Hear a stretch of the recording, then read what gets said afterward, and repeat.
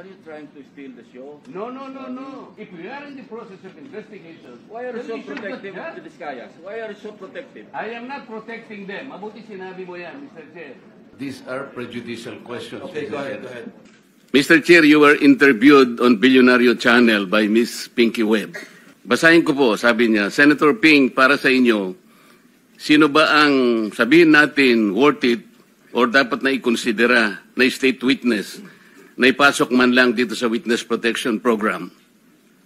And you responded, at this point between Vizcaya and Bryce Hernandez, Mr. Chair, question is,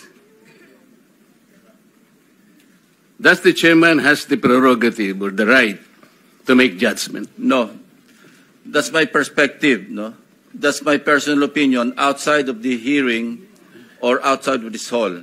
So don't question my opinion. That I am is my not questioning opinion. your opinion, Mr. Chair, but you are the Let's not chairman quarrel of this here. committee. Anyway, let's proceed with the You are not testimony of interested in the prejudicial question that I am going to raise, Mr. Chair?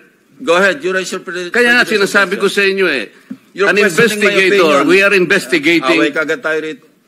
Mr. Chair, we are still in the Hearing is suspended. investigating.